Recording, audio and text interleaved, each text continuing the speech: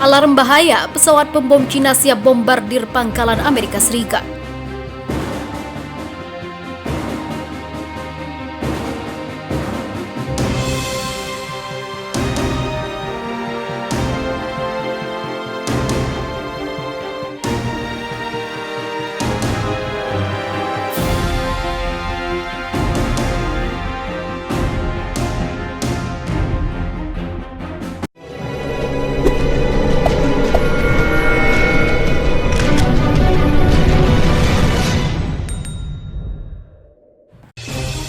Angkatan Bersenjata Amerika Serikat atau US Armed Forces dibuat geger oleh video viral yang menunjukkan aksi pesawat pembom Xi'an H-6K milik Angkatan Udara Tentara Pembebasan Rakyat Cina atau PLA.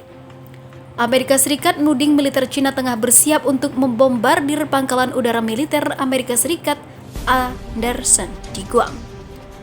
FIFA Militer memperoleh laporan dari Sputnik News yang menyebut bahwa secara gamblang video itu menunjukkan kemampuan serangan balik pesawat pembom Xi'an H-6K.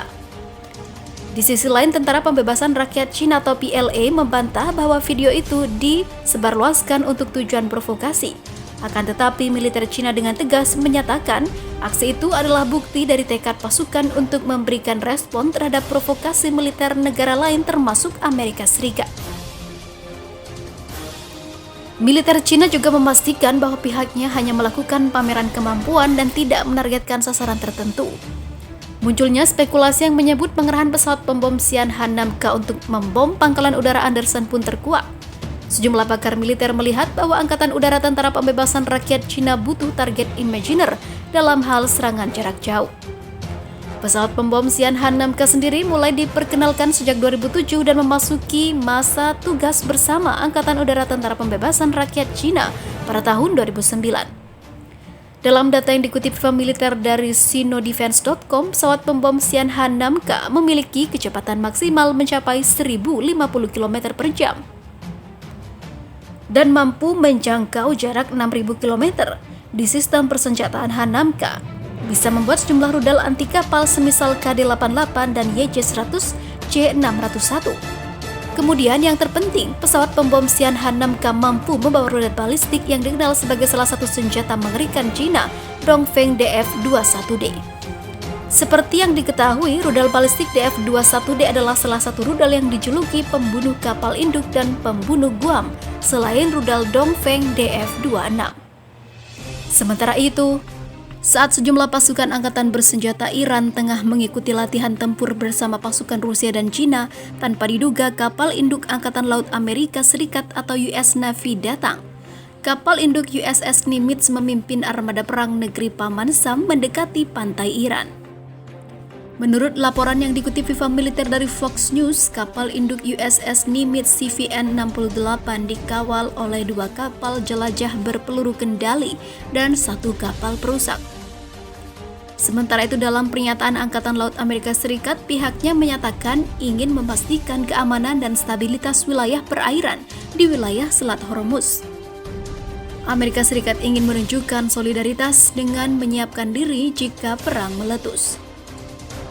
Kapal induk USS Nimitz dan 3 kapal perang Angkatan Laut Amerika Serikat masuk ke Selat Hormuz lewat jalur sempit di Teluk Arab yang berbatasan langsung dengan garis pantai bagian barat Iran.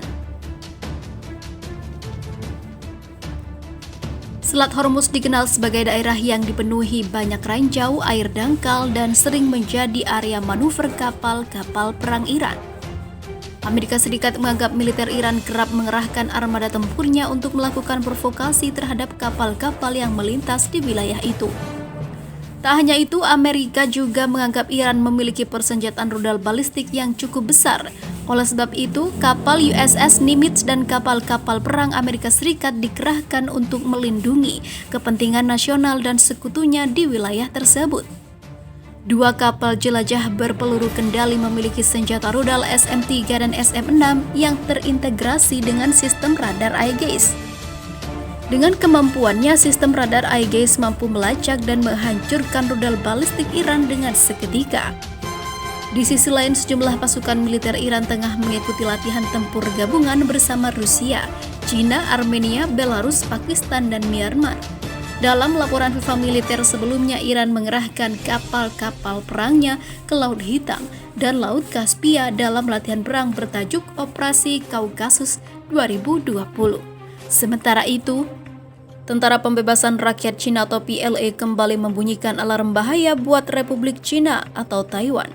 Dua kapal induk Angkatan Laut Tentara Pembebasan Rakyat Cina atau PLA dikerahkan ke sejumlah wilayah dan diprediksi akan mengepung Taiwan. Dalam berita sebelumnya pada 7 September 2020, kapal induk tipe 002 Shandong 17 sudah berangkat dari galangan kapal Jiangnan di Shanghai untuk mengikuti latihan perang selama 20 hari di wilayah Laut Bohai. Sepekan setelah Shandong berlayar, kapal induk militer Cina lainnya tipe 001 Liaoning 16 juga meninggalkan pangkalannya di Qiaodo, Shandong. Liaoning juga dikerahkan untuk ikut ambil bagian dalam latihan militer Cina lainnya yang dilaksanakan di Laut Kuning. Menurut laporan lain yang dikutip FIFA militer dari Stars and Stripers, pengerahan dua kapal induk Angkatan Laut Cina diduga tak hanya untuk mengikuti latihan tempur, melainkan sebagai penerapan strategi pengepungan wilayah Taiwan dari dua sisi. Seorang pakar militer laut Cina yang berbasis di Beijing, Li Ji, meyakini hal tersebut kapal induk Liaoning dan Shandong diturunkan untuk menghadapi tekanan angkatan bersenjata Amerika Serikat yaitu US Armed Forces di Laut Cina Selatan dan Selat Taiwan. Tak cuma itu, Li juga melihat pengerahan dua kapal induk militer Cina adalah untuk menyiapkan konfrontasi dengan India. Kekuatan Cina kian mengerikan lantaran memiliki ataupun dua rudal balistik jarak menengah Dongfeng DF-26 dan Dongfeng DF-21. Dua rudal ini bukan cuma bisa menghancurkan satu unit kapal induk Amerika Serikat, tetapi juga bisa meluluhlantahkan pangkalan militer Amerika Serikat di Guam.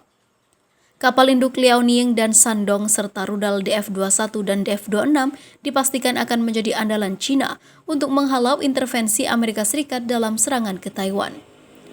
Mereka juga bisa berperan dalam melindungi jalur transportasi laut penting seperti Selat Malaka, ucap Li, dikutip dari Global Times.